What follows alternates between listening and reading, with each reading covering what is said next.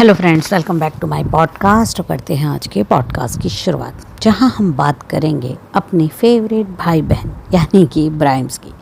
दोनों के ही एक एक व्लॉग्स आ चुके हैं और दोनों ही ने अपने अपने व्लॉग्स में अपनी अपनी तरह से कंटेंट खींचने की या यूँ कहें हड़पने की कोशिश की है। एक तरफ भाई हैं जो अपने पापा को हॉस्पिटल से डिस्चार्ज करके घर पहुँचे हैं और उनके स्वागत की तैयारियाँ कर रही हैं बहन। दूसरी तरफ बहन है जिन्होंने पापा को तो घर अपने ला नहीं सकती, तो इसलिए वो अपने सास ससुर को ही अपने घर ले आई हैं। लेकिन पापा के वेलकम का क्रेडिट लेने में बहन बिल्कुल पीछे नहीं रही है। भाई ने भले ही हॉस्पिटल से डिस्चार्ज करके घर तक पापा को ला के छोड़ा हो, लेकिन पापा के वेलकम के लिए क्या क्या करना है, पापा के लिए क्या क्या खाना बनाना है, पापा के लिए क्या क्या तैयारियां करनी है, इसका पूरा कंटेंट निचोड़ा है बहन ने। और इस तरह से अपने व्लॉग के गिरते हुए व्यूज़ को ऊपर उठाने की कोशिश की गई है। चलिए अब थोड़ा डिटेल में बात कर लेते हैं। तो शुरू करते हैं शोएब इब्राहिम के व्लॉग से, जहां वो शुरुआत करते हैं कि कल मेरा गाना रिलीज़ होने वाला है और कल ही पापा डिस्चार्ज होके घर जाने वाले हैं और इस तरह से उनके घर में डबल सेलिब्रेशन का मौका है।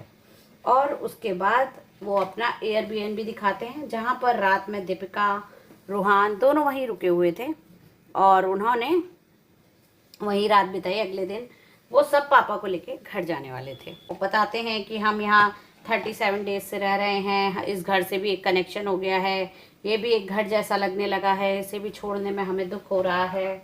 अब भाई जब आप हॉस्पिटल के नाम पे खाली एयरबीएनबी में ही पड़े रहेंगे तो जाहिर सी बात है, जहाँ आपने 30-40 दिन बिताए होते हैं वहाँ से आपको कनेक्शन तो हो ही जाएगा। आप यहीं हॉस्पिटल से ज़्यादा तो इसी एयरबीएनबी में नज़र आते थे, तो जाहिर सी बात है कनेक्शन होना तो बनता भी है। इसके बाद बात होती है गाने को रिलीज़ करने की और वो गाना अपलोड करते हैं और अपलोड होते ही वो सबसे पहले अपने 3 साल के बेटे को ये गाना दिखाते हैं। अब आप मुझे सिर्फ एक बात बताइए, ये जो सॉन्ग था क्या ये बच्चों को दिखाने लायक था? जिस तरह से वॉयलेंस, जिस तरह से अल्कोहल, जिस तरह से स्मोकिंग, जिस तरह के इंटीमेट सीन इस सॉन्ग में थे, क्या ये बच्चों के माइंडसेट पे सही असर या ठीक असर डालते हैं? 3 साल का एक छोटा सा बच्चा क्या ये सॉन्ग देखना डिज़र्व करता है? आप इस बात का जवाब खुद ढूंढिए। अरे ठीक है, आपने अपने प्रोडक्शन में कोई सॉन्ग बनाया है, आपकी चॉइस थी, आप जैसा भी चाहे वैसा बना सकते थे, लेकिन उसको इतने छोटे से बच्चे को दिखाने की कोई ज़रूरत नहीं थी। आपको क्यों ऑडियंस को ये बताना है कि भाई इस गाने पे मुझे मेरे बेटे का वैलिडेशन मिल गया है और उसको तो ये गाना बहुत पसंद आया, अब आप लोग को भी पसंद आना चाहिए। क्यों? क्योंकि भाई जब 3 साल के बच्चे को कोई गाना पसंद आ सकता है, तो जाहिर सी बात है आपको भी पसंद आएगा। इस चीज़ की कोई ज़रूरत नहीं थी। अब आप कहेंगे ये तो काम था। अरे काम था तो आप काम करिए। बॉलीवुड में भी जब कोई सॉन्ग, कोई मूवी ऐसी रिलीज़ होती है जो बच्चों के लेवल की नहीं होती है, तो उन्हें अडल्ट सर्टिफिकेट दिया जाता है। ऐसी बहुत सी मूवीज़ हैं जो बच्चे 18 साल की उम्र से पहले नहीं देख सकते। क्यों? क्योंकि उसमें इंटीमेट सीन्स बहुत ज़्यादा होते हैं, उसमें वायलेंस बहुत ज़्यादा होता है, उसमें ऐसे सीन्स दिखाए जा रहे होते हैं जो कि बच्चों के दिमाग पर गलत असर डालेंगे। पर इन सब बातों से तो इनका लेना देना है ही नहीं। ये तो बच्चों को अलग ही चीज़ों के लिए डांटते हैं। इनके घर में ना तो पढ़ाई का माहौल है, इनके घर में ना तो हाइजीन का माहौल है, इनके घर में माहौल है तो सिर्फ सर ढक कर रखो, दुपट्टा ओढ़ कर रखो, ऐसे कपड़े मत पहनो, यहाँ पहन के ऐसे मत जाओ, नेल्स मत बढ़ाओ, मेकअप मत करो। बट हमारे लिए सब अलाउड है। हम आधे कपड़े पहन के भी ऑन स्क्रीन किसी तरह के भी इंटीमेट सीन कर लेंगे, हमारे लिए अलाउड है। हम कैसे भी रहेंगे, हमारे लिए अलाउड है। लेकिन ये सब पाबंदी इनके घर के बच्चों के लिए है। और जो घर के बच्चों के लिए पाबंदियाँ होनी चाहिए कि एक्चुअल में आप लोग अपने पढ़ाई पे ध्यान दो, उससे इसका लेना देना नहीं है। इनका बेटा 3 साल का हो गया है, इन लोगों ने उसे प्ले स्कूल तक भेजना ज़रूरी नहीं समझा इस नाम पे कि हम इन्हें होम स्कूलिंग देंगे। अब होम स्कूलिंग कौन देगा? फादर तो अपने गाने बनाने में और इन सब कामों में बिजी हैं, मदर ऑलरेडी बीमार है, वो अपनी बीमारी से लड़ रही है, आए दिन उन्हें अपने ट्रीटमेंट के लिए जाना होता है। तो ऐसे में कौन होम स्कूलिंग देगा? पर क्या बोल सकते हैं, इन लोगों को तो पढ़ाई से आई डोंट नो कुछ प्रॉब्लम है कि अगर कोई पढ़ लिख जाएगा तो पता नहीं वो ज़्यादा समझदार ना बन जाए और इनकी इन हरकतों पे इनके घर वाले ही उंगलियां ना उठाने लगे।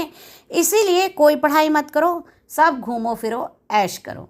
अब इनके घर में जो इनकी खाला की बेटी और बेटा रहता है, बेटा जो है वो 12th में है, बेटी जो है वो तो कभी पढ़ती दिखती नहीं है। आई डोंट नो उसने 12th पास भी किया है या सिर्फ ऑडियंस के कमेंट से बचने के लिए, ऑडियंस के कॉल आउट से बचने के लिए इन लोगों ने ढीकरा फोड़ दिया, ये ढोल बजा दिया कि नहीं नहीं उसने पास कर लिया है, हम उसके एडमिशन की बात कर रहे हैं। जुलाई आ चुका है, ऑलमोस्ट हर कॉलेज में एडमिशन हो चुके हैं, पर उसके कहीं भी एडमिशन नहीं हुआ। हर बार ये ढोंग बताया जाता, हमने उसे एजुकेशन काउंसलर के पास ले गए हैं, हम उसके एडमिशन कराने जा रहे हैं, हम उसका कॉलेज देखने जा रहे हैं।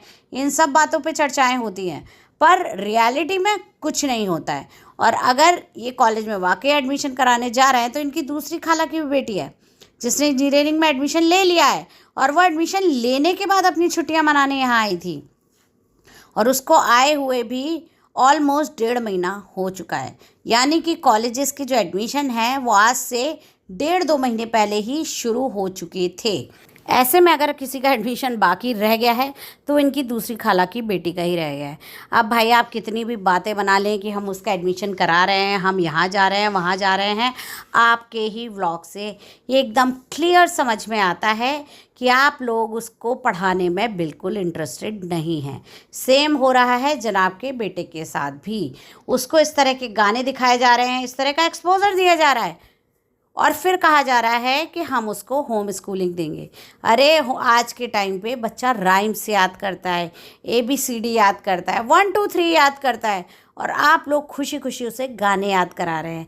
इससे पिछले व्लॉग में भी, जनाब के ही व्लॉग में, वो एक पूरा सॉन्ग का पूरा एक मुखड़ा गाता हुआ नज़र आ रहा है।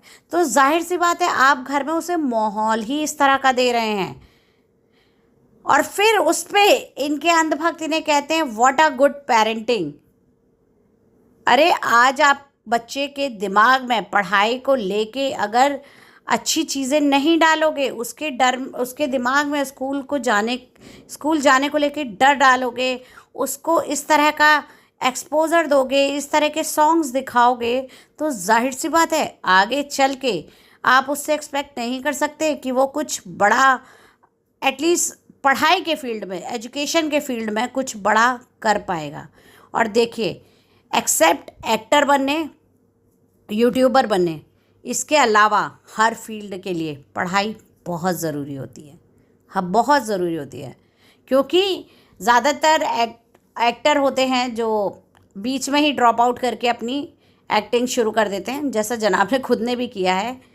ठीक है, यूट्यूब के लिए तो ऑब्वियस सी बात है, आपको फ़ोन उठाना है, व्लॉग बनाना है, जैसे आप लोग करते हैं, और अगर आप चल गए, और भाई जैसा कि आपके व्लॉग्स तो अच्छे खासे चल रहे हैं, तो इसलिए आपके ख़ानदान में किसी भी आदमी को ये सोचने की ज़रूरत तो नहीं है कि उनके व्लॉग्स नहीं चलेंगे।